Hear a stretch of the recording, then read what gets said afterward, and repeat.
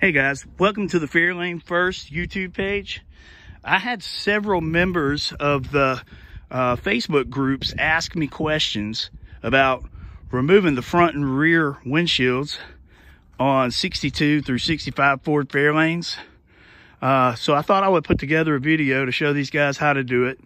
I'm going to start on a two-door hardtop. I also have a sedan sitting here as well. Both of these are 65s. This is a 65 two-door hardtop. It's the same glass, 63, 64, and 65 on a two-door hardtop. And we're going to start on the back glass. First, you'll want to take out these Phillips head screws that hold this aluminum trim on. Once you get that all the way off, you'll want to go inside the vehicle. And as you see, this headliner needs to be done. You'll notice up in here, let me step in,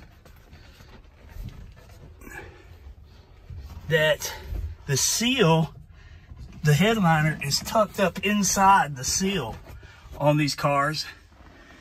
And what you'll have to do is get a box knife and literally just cut even, if you can see my hand, probably about, sorry, the headliner keeps getting in my way. I can't see where my hand is in the video.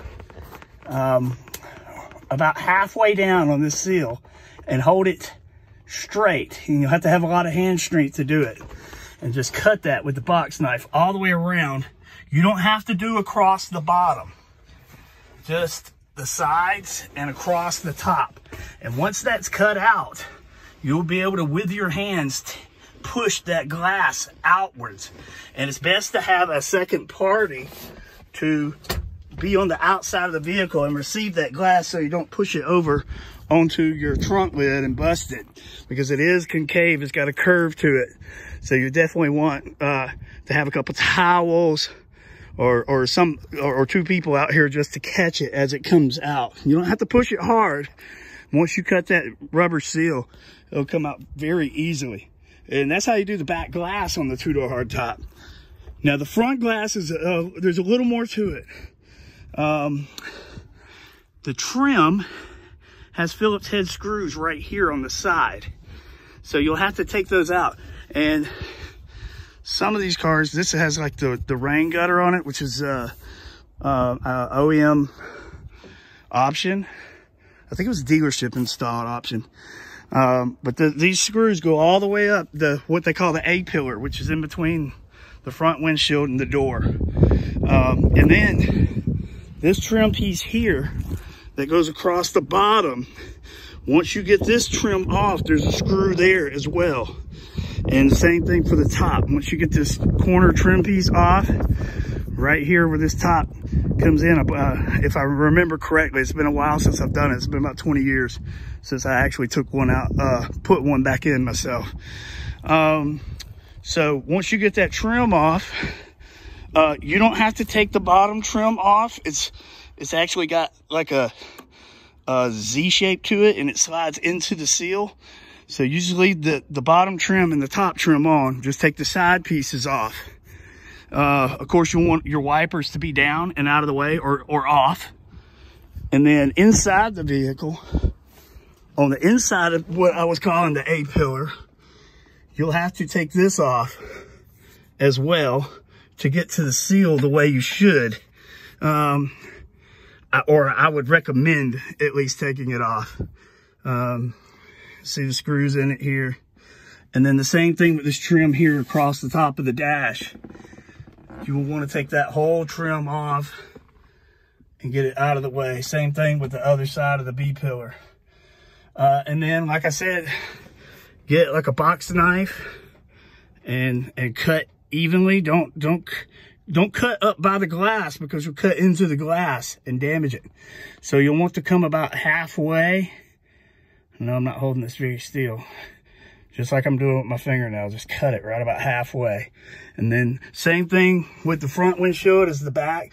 When you're taking it out, you don't have to cut the bottom, because you're gonna push it out, and the bottom is gonna stay level. And it is a little bit harder to push this front windshield out as it is the back. So I would definitely recommend having another person there to receive the glass as it comes out and just catch it, because it's concave, it's curved as well. And you want somebody to catch it before it falls on your hood or what have you and damages it. We are going to have to eventually replace this one on this car. As you can see, it's got a giant crack right here. And it's going to cause some driver visibility issues. And this is actually my 15-year-old son's car, and we're trying to get it ready for him to start driving. Now this is a car, this is a four-door sedan, but the four-door sedan and the two-door sedans share the same glass. They share the same front windshield, 62 through 65. And the rear window or windshield, 64 and 65 is the same. 63 and 62, if you see where my hand's at, the windshield is actually a couple of inches higher. It comes up to here. 62 and 3 sedans don't have this much space in between the edge of the roof. So they come up to here. So they have a different seal in the back as well as a different size back glass. This trim, it does not screw in. It actually has like the little Z style molding on the back, and it actually just pops into the seal. And then what you do is you put it in the seal. Well, you put the seal on the window, then you put the trim in the seal, and then you just get like a shoestring, like a really long shoestring or parachute rope, parachute string, I don't know what people call it. And you pull it back through. You actually start, I want to say you start at the bottom and pull the bottom in and then do the top. So you start, anyway, to make this video a little bit shorter, I'm going to quit talking and just point out some things. You'll want to get the wipers out of the way, of course. And inside the vehicle, it has the same trim on what I was calling the A-pillar that you'll have to take off. You see these Phillips head screws, and then across the bottom of the dash. Excuse how ugly this particular car is. It's just going to be a very long restoration project. And like I was saying on the other vehicle, I don't know if you can see, you'll have to cut the seal here. And like I said, just make sure you cut even and don't cut into the glass, and then just push outward. And then I'm gonna have to go to the other side because that door sticks on the sedan. The same thing. Well, I guess I can't get into this car. She's being stubborn today. All right. But you'll be able to see it all from right here almost.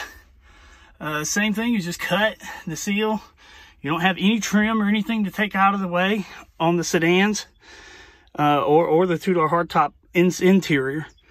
You just cut the seal and pull it out or push it out from the inside and have somebody to receive it. I have seen people just take a bunch of blankets and put the blankets there and let the windshield fall over on it. Now this is basically what will happen once it comes out. You'll see I have several back windshields here, and the trim's literally still in the seal there. So, and then I have extra trim pieces here that were the bottom pieces, because the seal's just so dry rotted. Once it comes out, it just falls apart. So I'm just holding on to these trim pieces in case somebody needs them. But I think I covered everything. Just when you're putting the glass back in, you'll want to use a shoestring, and I recommend using some kind of lubricant or something, like, you know, maybe Vaseline or something, just to pull that seal back over the lip for when it goes back down into place. And it's good to have somebody inside the vehicle kind of patting the windshield like this as you pull that string out, which is kind of pushing the windshield down into place. Just, you know, as you get to that piece. And another thing too is if you use the shoestring to put the windshield back in, you'll want to pull evenly. You'll want to put the shoestring inside the seal all the way around, and from the middle, start pulling, and you'll want to pull, as you pull toward the outside, you'll want it to evenly pull all the way around. So like when you get to here on this side, the other side of the shoestring should be in the same spot, and maybe have somebody over there padding as well, just to get the windshield in. Let's see, I'll show you my 63. I put the back glass in it by myself when I had it painted in 2002, and I had no issues. It went right in. And the seal's still very soft. It's been here 20 years. Of course, it's been garage kept. Now, as for putting the front windshield in, man, I tried 6 or 7 times, and this trim kept popping out. And I ended up finally calling a friend of mine that does glass work, and he came over and helped me. And he pretty much taped the trim inside the seal all the way around with like blue masking tape or painter's tape. And then once we got it in there, and he literally had to hold it with his hand as I was pulling the shoestring as he was going around. So with one hand, he was holding the trim in place, and the other hand, he was patting the glass, getting it go into place. And it's probably easier to see all the screws on this one.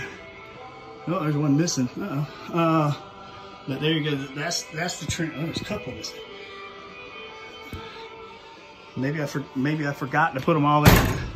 But there you go. That should help most of you guys if you have questions. And yes, the headliner does tuck into the.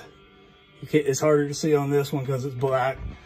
But yes, the headliner does tuck underneath that rubber seal. So if you guys have any questions, message me on Facebook or message me on my YouTube messages. Also in the future, Fairlane First is working on a couple of projects. I'm going to try to start offering fiberglass reproduction fenders for 63 and 64 Fairlanes. I'm looking to do 2 different types. One is going to be a racing set that doesn't have the bracing in here that holds it to the side of the car. And the other one is going to have the bracing. So it's going to be OEM style. It's going to have an OEM look. It's just going to be fiberglass. I'm also, this is a 65, but I'm also working on a trunk lock bezel replacement for a 64. I know there's a lot of guys out there that's looking for those. And I'm also working on a hood lip molding for a 64. Of course, this is a 65, so there's no confusion. And those are things that I'm working on for the future for these cars. The chestnut Fairlane inside the garage there, I've owned it. This year will be 31 years. I bought it October of 91. It was my first car. So I've been working on Fairlanes and have a little bit of Fairlane knowledge. I've been involved in them for over 30 years. So if you guys have any questions or problems or anything, feel free to just reach out to me, or looking for parts, new or used. I can help you source them. You saw my parts rack with the glass on it a while ago. I have a trim bucket there full of miscellaneous trim.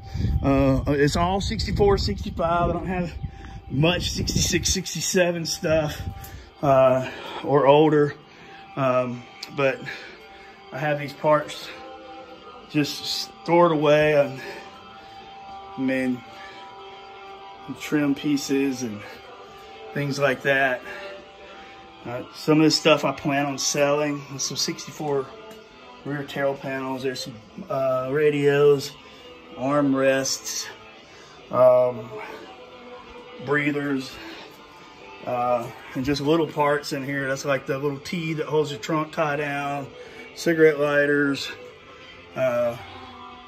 quarter sashes, door handles. They do make reproductions of those, but some people, you know, they don't make them of the quality that the original stuff's made out of. So some people like to get the OEM stuff, the original equipment. Well, that's the end of my video. Like I said, if you have questions, please reach out to me. I'll try to answer them as best as I can. If I don't have an answer, I will find somebody that does and get back to you. And excuse the mess in my yard. I am moving parts around. I just got that rack, and I'm planning on building a lean-to off the side of this garage here to get these two cars underneath it. So thank y'all for watching. Keep following me for the reproduction parts I'm gonna do, and we'll be doing more work on this car here this spring, because I definitely want to have it running for when my son turns 16, and we're not far away. So just keep your eyes out and keep watching for videos. Thanks.